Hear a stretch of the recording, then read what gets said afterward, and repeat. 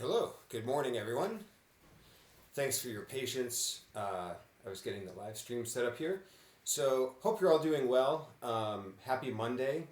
Even if you don't have a question right away, I'd love to know if you're here and where you're at. So, at any point, if you join, type hello in the chat and tell me where you are, just so I can say hi.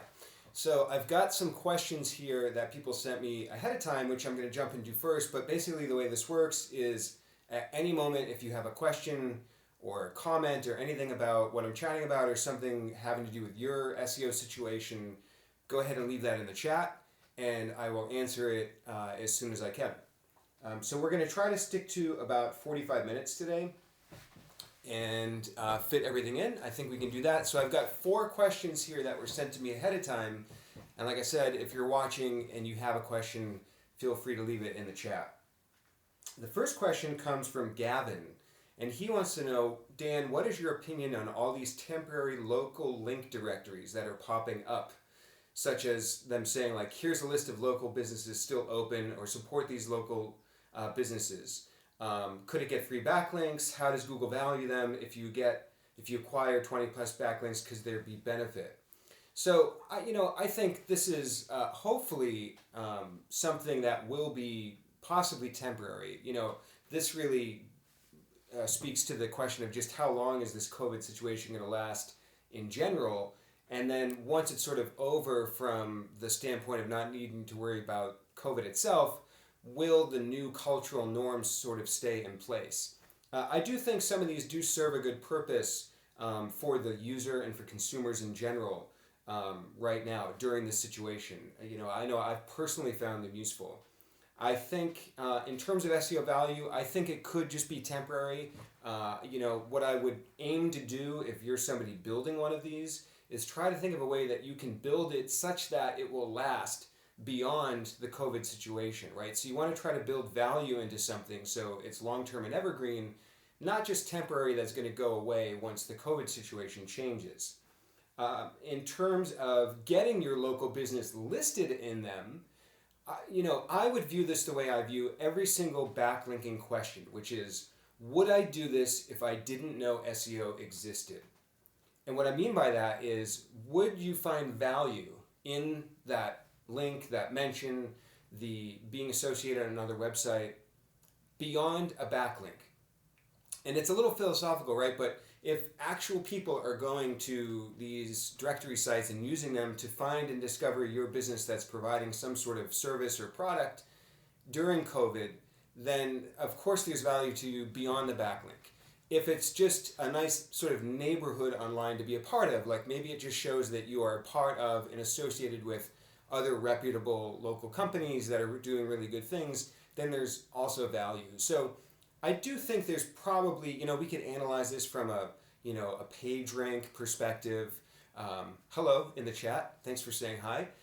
We could probably analyze these links and look at if they're follow or not followed, what sort of value they're passing, etc.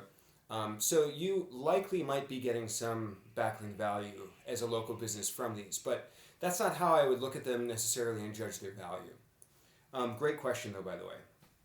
So for everybody joining, at any moment you can say hi, like MT did in the chat. Hello, tell me where you're watching this from. Happy Monday.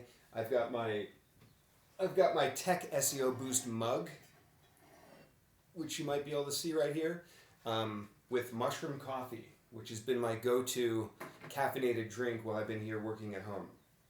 So if you are, and obviously I need to get a little table where I can put stuff down.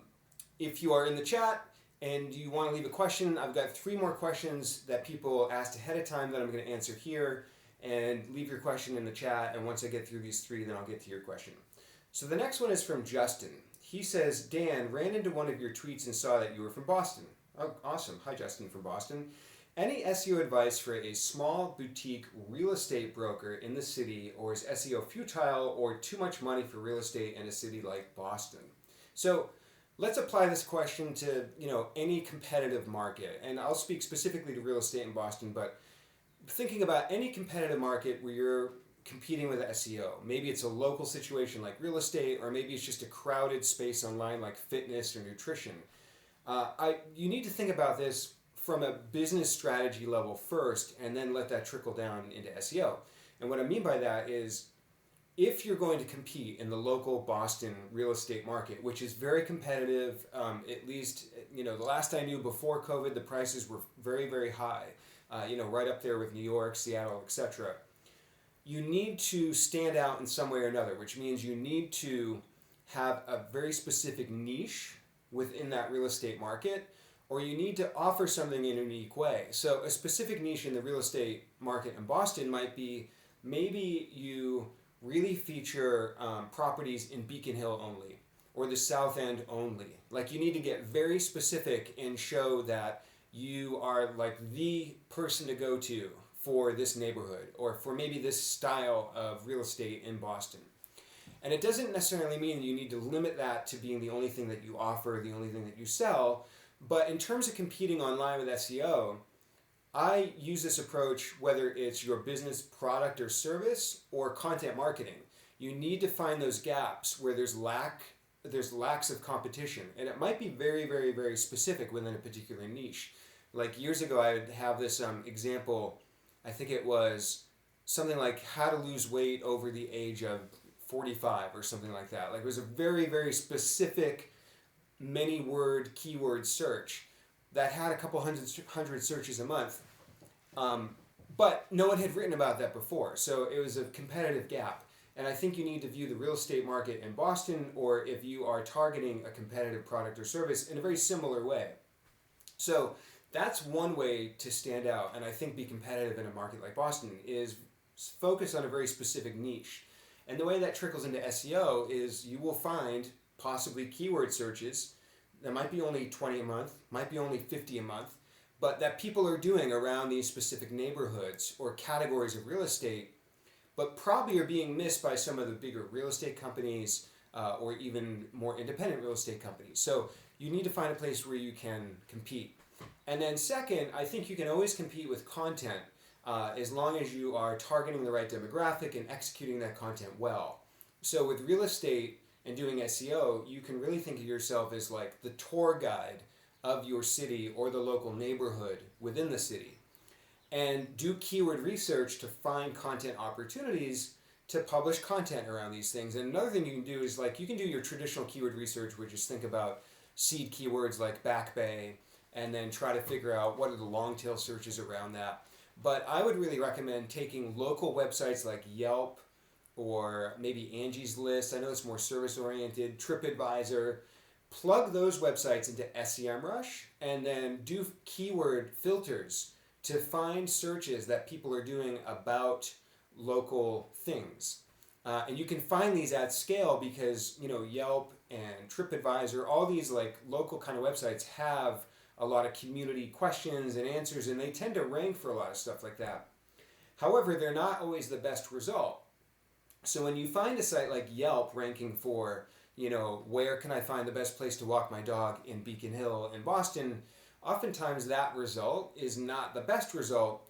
But if they're ranking, that kind of indicates to you that you could actually rank there if you created the right content. So I definitely think it's possible to compete, but the question, again, just to sum this up, whether you can compete in a very competitive market like doing real estate in Boston, that's as much a business and marketing question as an SEO question. So SEO is definitely not futile, but it needs to stem from a really good business and marketing strategy. So I'm going to pause these questions real quick. And MT is asking in the chat to suggest an SEO book. MT, that's a great question. I have not really read any SEO books. The only book that comes to mind that's slightly related to SEO, which provided me a ton of value when I first read it, was Web Analytics by Avinash Kaushik, if that's how you say his last name. He's an analytics evangelist at Google. And I found that book to be really, really useful in how it breaks down everything you need to know about analytics, which does tie into doing your SEO, because I feel like if you don't understand the metrics that you're actually measuring your traffic and your results from, which I see all the time, I see a lot of lack of clarity and understanding around metrics. For example, do you really know what bounce rate is? Or do you really know what it means when you look at that time on page metric in Google? For example, bounce rate is always going to be 100% unless they click. So if you're using a default analytics profile and somebody lands on a landing page on your website, they could hang out there for 20 minutes, but as long as they don't click or perform an action that triggers a second event in analytics, it's going to get triggered as a bounce. So if people are doing that on your pages, like they could be really liking your content, but you would never know because you'd just be looking at the bounce rate. So anyways, the MT is asking, is analytics, the book I recommended, relevant? Yeah, it's hugely relevant. And the core of analytics has not changed. You have your basics of metrics, dimensions, filters, segments, traffic sources, mediums. It's so critical and important to have that foundational understanding of analytics and the metrics. And that's going to flow into and support everything else you're doing in SEO. It's even going to help you be able to think through how are you understanding and interpreting other metrics in other platforms like Google Search Console. I can't tell you how many times I've seen people misunderstand impressions in Search Console or average position in Search Console. So yeah, MT, I know it sounds like maybe a little bit off the path of a book, but truly, honestly, I have never read an SEO book. I've only read very few, analytics, technical SEO marketing types books, but that one, Google Analytics by Avinash, is definitely one I've read and got a ton out of. Okay. We're going to go to the next question by Amir, who sent this to me earlier this week. He says he was hoping to get an understanding on a granular SEO question. Do you know what the value of SEO is for having the Apple Podcast episode website linking back to your own site versus the podcast host site? Is there any? So basically the question here is you have a podcast and Apple has listings and directories of podcasts on their podcast platform, and I think... Pardon my dog barking. And the joys of working at home. And I think they have this actually at a website that has an actual hyperlink in it. So the question here is there value in that link? And you can answer that question the way you would answer really most questions about is there value in that link. First, is it actually crawlable and findable by Google? So you could load up that web page in a browser, inspect the source or look at the document object model in the inspector in the Chrome DevTools. You could crawl the page with Screaming Frog. You just basically want to make sure, can Google see the link, number one. Number two, is there not a no-follow tag on it or some other directive that would instruct Google to not follow the value of that link? If you pass both those tests, so if the link's findable by Google and it is set to follow, meaning they'll crawl it, it'll pass PageRank and everything, then there's likely some kind of value in that link. But then beyond that, you need to do really this sort of like qualitative thought process through assessing if there's actually value. A lot of times Google might ignore or not count the value of links that are a bit more ubiquitous or like slightly easier to get. The best links are the ones that are within the main body of content that are editorially received, given by a writer or a journalist or a blogger. Those are great links. If your product is mentioned, as the like core centerpiece of a story, that's a great link. So my guess and intuition is it's likely that a link from the podcast listing source on Apple is likely to be valuable, but not like this big game changer for your rankings. So I wouldn't just start a podcast for the sake of getting a link from Apple. Obviously, you can start a podcast for so many other reasons, which I could speak to at length if people are interested. So yeah, probably a little bit of value, but probably not this game-changing link like if you got one in the New York Times or something like that. Okay, we've got one more question here, and then I've got a question from Alte in the chat. He says, great stream. Thank you, Alte. I'll get to I think it's a question or maybe just a comment about bounce rate. I'll speak to that in a moment. For now, I have one last question from ahead of time. So if you joined us, Corey says he has a client with an HTML sitemap page on their website. They're building them a new website, but don't plan to include the HTML sitemap page. So what should I do with the old.com sitemap URL? So let's see. I'm getting a message from YouTube here. You're not receiving enough video to maintain smooth streaming. Okay, so if the stream is fuzzy at all, I apologize. obviously YouTube is going to throttle the connection. So yeah, with it. My answer was actually you should change your plans and move the HTML sitemap to the new website and recreate it there. I don't think HTML sitemaps are, a big game changer or going to really move the needle. Like they're not going to jump all your rankings, up to number one. But I do think HTML sitemaps provide a lot of value, especially for sites that might be a little bit larger, might have a little bit of a complicated architecture to it, where you are having trouble solving those architecture problems with the main menu or internal linking in some other way. So I really do like HTML sitemaps, and I actually recommend them proactively to clients depending upon their situation. I think it adds, just another area and layer of architecture. If you link to your HTML sitemap from the footer on every page, let's say, it gives a simple crawl path for Google to find, these important links that you're putting in that HTML sitemap. I also do think, I have a hunch, I haven't studied this, I would like to actually maybe run a test or two. I kind of, as a user, I like HTML sitemaps, and I feel as if there might be some other users that like them as well. I think it's nice to be able to look at sort of a map or table of contents of a website sort of all in one place. And I have to imagine that must provide a little bit of value to some of your users. So, my first answer to this question, what should I do with the old HTML sitemap URL, is my first recommendation would be to move it. Now, if you can't for some reason, then your second best option here, to kind of follow the rules, would be to just let that 404 or 410. Technically speaking, you should not redirect something from one URL to another that doesn't match in content, or at least really closely match in the content, page intent, user experience, etc. This is something Google recommends, but if you really think that through as a user, it's kind of a jarring and not a good user experience to click on a link or try to visit a URL and have that just redirect you to somewhere different that you didn't expect. So if you don't end up recreating the HTML sitemap, I would just let it 404 or let it 410. Hopefully, obviously, you have still an XML sitemap. Okay, so those are my questions from ahead of time. I think that I have a couple questions and comments in the chat.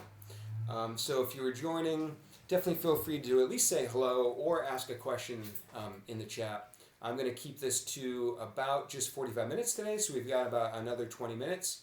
And if there are no other questions, we'll cut it even a little bit shorter. But for now, AltJ said he has a comment saying that my bounce rate is over 90%, but I keep getting consistent traffic.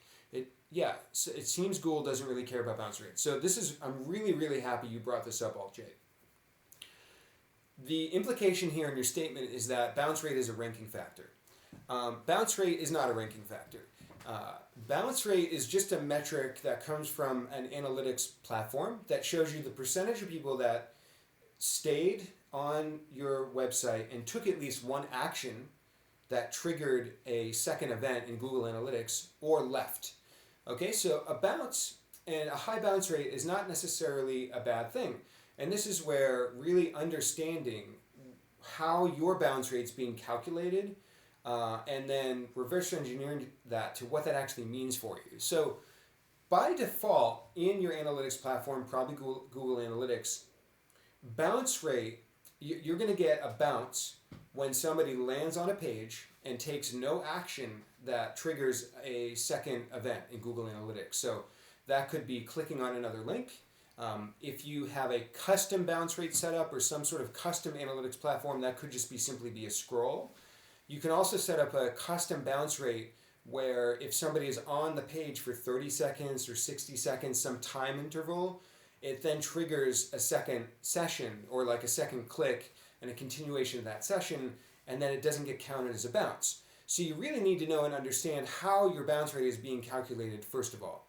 But second of all, bounce rate is not a ranking factor, and a high bounce rate doesn't really mean a whole lot. If you want to use bounce rate, here's how I'd recommend using it. In your analytics platform, there's a couple different chart options, and if somebody knows what I'm talking about, you can put a link in the chat. You can toggle a compare option to look at your pages that receive a higher bounce rate compared to the average on your website. This is super important, right? Because your overall bounce rate is an average of probably like an average, right? It's like a very broad, meaningless metric. But what you can do, take all your blog posts, find out of all the blog posts or similar pages, which ones of those had the highest bounce rate, right? Because if you have 50 blog posts and 40 of them, are getting a lower bounce rate, but you've got 10 of them getting a higher bounce rate, those 10 might have something, some sort of issue with it that's causing those to have a higher bounce rate. So what you really want to do is look at the bounce rate of your pages compared to your site's average bounce rate. Because otherwise you have there's no goalpost, right? There's nothing setting what a good or bad bounce rate is. Second to all this though is I would try to move way beyond bounce rate when you're trying to look at how good your pages are performing. I would run a tool like Hotjar and look at scroll tracking, click tracking, and heat map tracking, which tracks the movement of the mouse. I've done simple tests like this and realized that, for example, on an e-commerce category page, no one was looking at all the content that my client had down below all the product listings. We actually removed all that content, which in theory might hurt the rankings because you're removing keywords, and their rankings stayed exactly the same. So my theory here is that, either Google somehow figured out how to tell what people are looking at on the page or if they're scrolling, or they just are not counting content below categories on an e-commerce page because they know most people don't look at that as not valuable. So rather than looking at bounce rate, I would recommend running like Hotjar and, like I said, seeing how far people are scrolling and really trying to get more granular by optimizing if people are consuming the content and if they are liking and enjoying that content. So great comment, Alche. And then you had another comment that says, I see people building redirect links from archive pages of BBC or HuffPost. Does it pass juice or is it a waste of time? Yeah, I wouldn't build redirect links. That to me, based upon your description, that feels and sounds like sort of a trick, something gray hat, maybe on the border of black hat. Just the way I approach SEO, I really don't do anything like that. If you really want to know technically speaking, a link will pass value through a redirect as long as all of those redirect links are crawlable and there's no follows. So, you can load up any technical tool, like I like the AEMA redirect check plugin for Chrome. You can click on any URL and look at the redirect path. You can throw it in a screaming frog. So technically speaking, if the link is followed and it's crawlable, etc., it should, in theory pass value, but Google's very good at ignoring a lot of these, at least so they say. And just from my experience, I don't see them passing a lot of value anyways. So I would definitely aim to get, real good editorial links, etc. So happy to take more context from that. So someone whose name is, I believe, in a different language that I can't read or pronounce, and I apologize, has a question, and I think it's a she. She says, "Hi Dan, great to see you live on Q&A. Here's a small question. Do you find it worth it to implement different schema types that currently aren't picked up by Google to create a rich snippet? For example, service schema, schema for image, video, objects." So I love this question. What I would do is test this. So there's the official schema that's listed in Google's documentation. But then if you go to schema.org, they have all kinds of fun schema that is not officially in Google's documentation, but it is schema that exists. So whether this results in snippets, I think it's much less likely to result in a snippet, because if it's not being officially supported by Google, that means they probably don't have some sort of snippet design or support for it in their search results. However, I think it's always really good to get ahead of the game. Like, for example, there's a structured data I've always wanted to try called Speakable, which is to tell Google that you've provided an answer that could be read back to you in audio, like in voice search. And I think that's really cool. I haven't had the chance to test this out, but that's an example of one type of structured data in addition to the ones you mentioned here that you can play around with. So I would definitely recommend to go to schema.org and implement any kind of schema you can for any types of content that you have, even if it's not officially supported. Like I said, I don't know if that's going to result in a featured snippet, but I do think there's going to be some value in that. And by the way, there's actually a beta version of the schema.org website, which I think might just be beta.schema.org, which you can go to, or just do a search for it. And there's even more schema options in there that a lot of people don't even know about yet. So you can dig and find more stuff that's not even in the regular version of schema.org. So if I answered your question or not, let me know. If you need more context or follow up, just leave it in the chat and I'll be happy to follow up with that. So MT is asking about the book that I mentioned, Web Analytics. I don't know if somebody can Google in the chat. This is the book Web Analytics by Avinash, who, as far as I last knew, was an employee at Google. And I had the book as a hard copy, like in paperback. Hey Trav, saying what's up? I'm well, hope you're doing well also. So if you're watching or joining, even if you don't have a question, you can say hi in the chat. Tell me where you're from, by the way. I'd love to know where everybody is kind of watching this from. Is it late? Is it early for you, depending upon your time zone? So the Web Analytics book, I don't know if it's available in ebook. The last I knew is it was available at least in hard copy, like paperback or something. Let's see. I think that's all the questions that I had. I'm glad to see people saying hello. I hope everyone out there is doing well and having a great Monday. While I'm waiting for another question, one thing I'm going to announce here that I have not announced anywhere else yet, and I'm going to use this little prop here to do so. A couple weeks ago, we ran a little donation thing where I did a couple hours of very discounted consulting and donated 100% of that revenue to a local business here in Massachusetts that was sort of struggling with adapting to COVID. This is a thank you card that they sent, and as you can see, they were very appreciative of that. I was able to do 5 consulting calls. Like I said, I donated all of that to this bakery. We're doing that again. This time I can't do as many calls. I already have 1 booked, and I'm going to do 2 more. So if anybody's interested, I have not said this anywhere else yet, so you're the first to hear about this. And these spots are going to go very quickly because last time they went within a day. So I have 2 1-hour spots open. It's $200 for that time. And like I said, I'm donating all that to a local business. So if that's something you're interested in, email me, dan@evolvingseo.com, and put in the subject, hour consulting, 1 hour consulting. I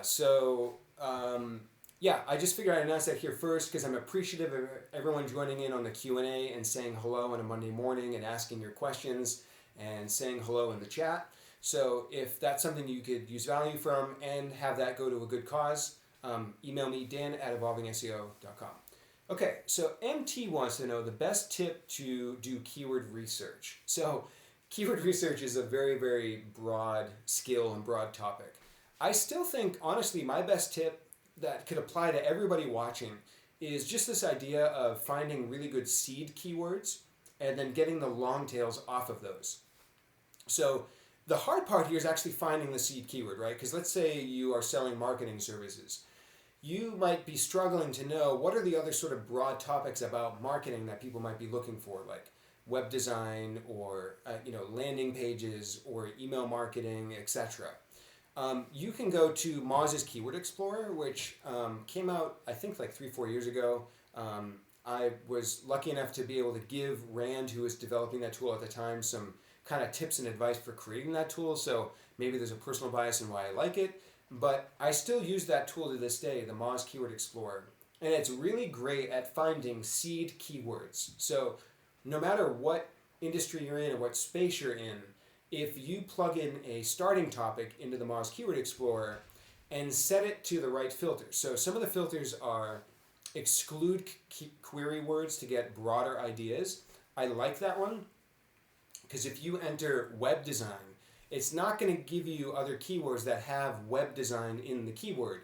It's going to jump you to different topics, which I find very, very valuable, especially if you're doing keyword research in a space or an industry that you're unfamiliar with, which I get stuck doing all the time when I'm doing keyword research for like finance or insurance or law stuff. These are all things that I don't know much about, so I really lean on tools to help fill in those topical gaps. So this, again, MT is asking, what's the best tip to keyword research? It would be to do this 1-2-step thing. Find your seed keywords, like in a tool like Moz Keyword Explorer, Once you have that list of seed keywords, then use a tool like keywordtool.io, or just do auto-suggest results in Google with the Keywords Everywhere plugin, or keywordkeg.com is another good one, or the Keyword Magic tool in SEMrush. Plug your seed keywords into those and let those tools give you all the long tail topics off of those seed topics. That's really my go-to, best way I do keyword research. Even to this day, when I'm doing keyword research for, big companies that really need high quality, like really good keywords, I'm just honestly starting with a list of seed topics and going right to Google, and I have the Keywords Everywhere plugin turned on, and I'm running Google searches, looking at auto-suggest, and then looking at all of the, related keywords that show up in that tool. That's kind of my starting point, very honestly. And from there, I'll open up, several Google search results and have a bunch of keyword lists going from there. And then eventually I'll move it into something maybe a little bit more scalable, or like a big robust tool, and kind of then get it into, a rank tracker, etc. But that's kind of the best process in my opinion. And then MT wants to know, is Ubersuggest relevant? So my awareness and experience with Ubersuggest was pre-Neil Patel purchasing it. And now it's a tool that is part of Neil Patel's set of tools. I don't know really how good the tool is or what it does since Neil bought it and maybe changed it a little bit. I think he added a metric to it, which I looked at one point and was not crazy about. I think it was a metric that showed like how easy it might be for you to rank for something. Was not crazy about it. I think the metric is a little bit arbitrary, to be honest. So Ubersuggest is probably good if you are just relying on it to give you the subtopic. So for anyone that might not be aware, a tool like Ubersuggest or keywordtool.io or keywordkeg, all these tools are doing is scraping the autosuggest API. So when you type in a word like marketing into Google, the autosuggest is going to populate 10 search suggestions. But beyond that, they have an API where there could be 200, 300, 400 search suggestions in their database. And what these tools like Ubersuggest and keywordtool.io, they're just scraping that and then providing that to you in a list with metrics. Most of these tools are going to give that to you with search volume. They're going to, hey, Amy, who says, long time no see, hello. These tools are going to give you that entire list with metrics like search volume, CPC, competition. Those all come from Google Ads. But then Ubersuggest and other tools are going to try to layer in their own metrics, which I honestly very much just ignore. I basically ignore most keyword difficulty metrics. I don't think they're very accurate or realistic. They often are just looking at some basic things to determine if you can rank. I think some of them even look at how many results there are in Google for a given query, which is a ridiculous ranking factor. So anyways, Ubersuggest, I would use it for the list of words that it gives you, and then search volume, because that's just a quick way to get search volume on those terms. But anything beyond that, I wouldn't really trust it for keyword difficulty or any of its own metrics. So I hope that helps with that. Okay, so I think that, hey, from Istanbul, by the way, thanks for telling me where you're at. Everyone else in the chat, you have not said where you're from. So if you don't want to, that's fine, but definitely don't be shy. For those of you wondering, I'm sitting just outside of Worcester, Massachusetts, which is a city about an hour west of Boston. Okay, so I don't see any new questions. I was going to try to keep this at about 45 minutes today, so we've got a good 7 minutes or so left. So now is your chance to get in a question. So I'll give that a few more seconds here. If there aren't none, what I might do is just sort of riff on something that I've been thinking about in the SEO space lately. Hint, hint, it might have to do with a certain ranking factor study that came out lately. Oh, hello from Belarus. My grandfather is, his ancestry is from part Belarus in Russia, so hello from Russia. MT also wants to know the best SEO tools. MT, thanks for your awesome questions, by the way. Okay, and then I see one other one from the person from Belarus, so I'll get to that as well. So Best SEO tools. I love Screaming Frog. For cloud crawling, I've been using Deep Crawl lately, which I really like. I really like SEMrush a lot. I like Ahrefs for link metrics. I do like Moz, like I said, for a few things. I really love some just like standalone tools that do a couple things and do them really well. So Keywords Everywhere, the Chrome plugin, I love that. I really like keywordkeg.com. I really like the TF IDF tool, which is not a ranking factor, by the way. It's just a really good tool. I do like playing around with the Google's natural language testing widget on their website for some tools. Okay, so from Belarus, she says, "Hi Dan, if a website gets hacked with some Chinese URLs about Viagra and similar stuff, usually the rankings in normal regular pages go down, and it usually takes much time to restore the previous rankings after cleaning the website from hacked stuff. Any ways to speed up this process?"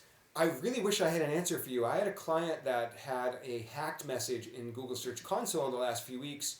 They cleaned it up right away, submitted a reconsideration, and the message back from Google was, "Hey, we got your reconsideration. This is going to take up to 2 weeks for us to resolve, and we're still seeing the site might be hacked message in Google search results," which is definitely very frustrating, and I definitely wish it could be longer. I mean, the only thoughts I have for you would be to leave a message in Google's webmaster community, where sometimes people from Google, like John Mueller, etc., might read those and see that, and they might investigate.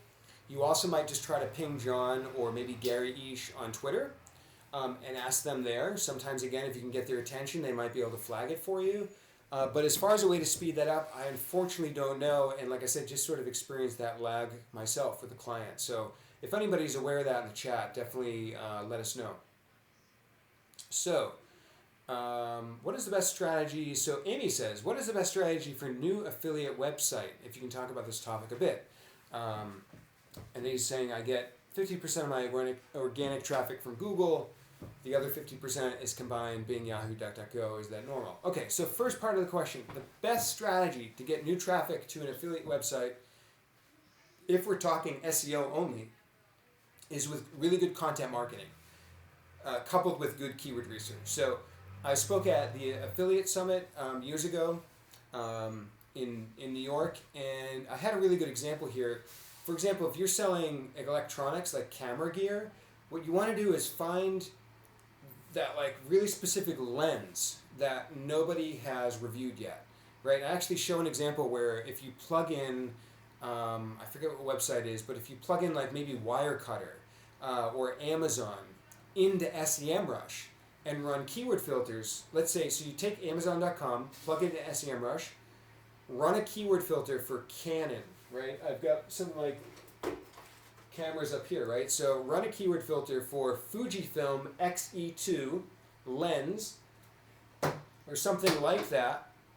Let SEMrush show you all the really long tail camera lens related searches that Amazon might be ranking for with just big broad pages, or Wirecutter might be ranking for with big broad pages, but no one's created really good specific reviews.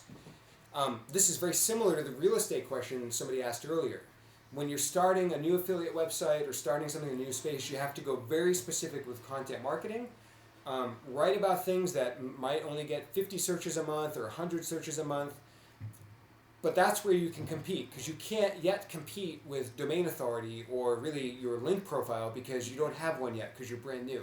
So you need to leverage relevance gaps and maybe even try to be higher quality than a lot of the existing websites out there as well. The other thing you can do to start getting traffic is, really just get very proactive about doing outreach. Not just for link building, but doing outreach to people that might potentially like your website just to get, readers or fans of your website. So outreach is not only for links, right? It's for getting the attention of your potential audience. So, when you're new in an affiliate website, you need to work really hard at getting that attention. You might also run some advertising. Advertising, especially in cheaper places like Quora. Quora, by the way, as I have heard, not run firsthand, but as I've heard, can be a great place to run ads. You might want to try ads in Reddit, and definitely try ads in Instagram and Facebook and all the regular places as well. But that's a great way to start to drive attention and awareness to your affiliate website before you can rely on like a link profile and your just SEO profile in general. So it's not a problem, Alt J, if you get 50% of your organic traffic from Google. That number again is like, there's no good or bad about that. Maybe your audience just uses Bing, Yahoo, and DuckDuckGo more. I would say that percentage against the average of the web does seem a little bit different, but maybe it just means you're having an easier time ranking so far in Bing and Yahoo and DuckDuckGo, and you need to work a little bit harder at Google. Okay, so another question from the colleague of the person in Belarus is about keyword cannibalization issue. Maybe some tips on how do you deal with keyword cannibalization. Okay, this could be a very, very in-depth, complicated subject, but the first thing I would do is find the really obvious places where you've cannibalized keywords. So find first any true instances of duplicate content. That could mean maybe the entire post is word for word duplicate, or maybe in 2015 somebody blogged about the same topic that you have now blogged about in 2020.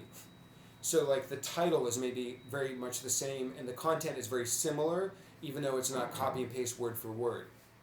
So I would deal with keyword cannibalization first by finding those really clear-cut, obvious examples. Do you have the same product listed in both places with no other differences, right? No color difference, no size difference, no maker model difference or anything like that, right? Just find the really, really obvious examples and make sure to consolidate those first. You can consolidate with redirects, with canonical tags, etc. Where it gets gray and fuzzy is those areas where it's not totally clear, should you have two separate pages or not. This could be an entire video in itself, but my basic rule of thumb here is, make sure that, for example, if you have a page about gold coins that's a product page and a page about gold coins that's a blog post, that is not keyword cannibalization.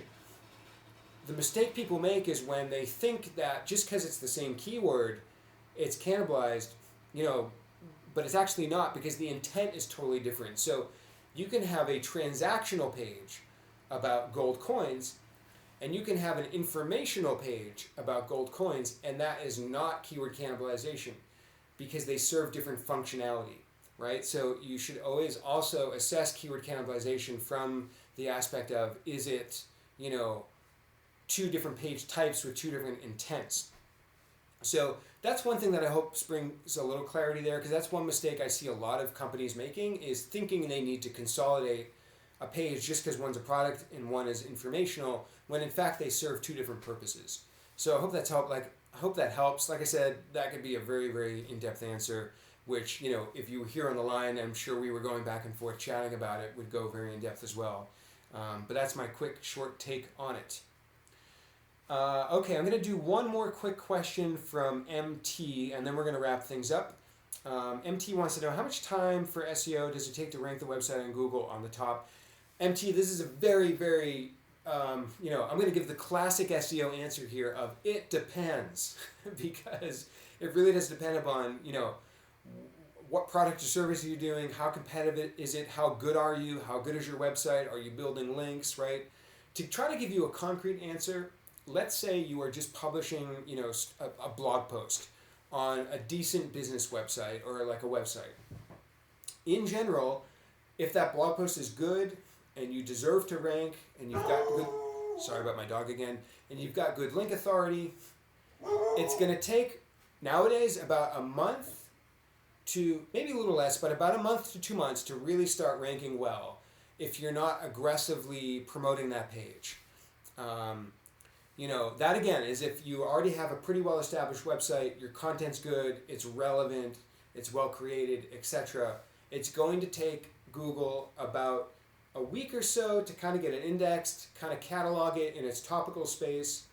Then it's going to spend another couple of weeks maybe on pages 2, 3, or 4. Then after that, if for some reason Google thinks it's good enough, it might jump up to page 1.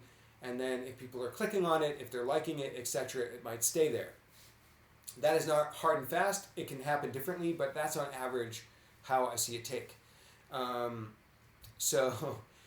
then the person from Belarus, and I apologize again, I have no idea how to pronounce your name, even though I do have some Russian lineage. Says, thanks for the info. It'd be great if you decide to create a separate video on it for your channel. Oh yeah, possibly the keyword cannibalization. I might do a separate video on that. That was a great question. Okay, so thank you everyone for joining again. The first place I announced it, if you want a very discounted SEO consultation where I'm donating all that money to a local business here, email me, dan@evolvingseo.com. If you're watching this later in the future, I'm sure the spots are all gone because they're not going to last. It's going to be $200 for 1 hour consultation. It's normally $350 an hour, so it's heavily discounted. I'm donating 100% of that to a local business here in Mass. Email me, dan@evolvingseo.com. Other than that, thanks a ton everyone for joining in. It was great to see so many people here hanging out, chatting, letting me know where you're from, asking questions. I will probably see you in 2 weeks when I do this again. And yeah, thanks everyone for watching. I'll see you next time.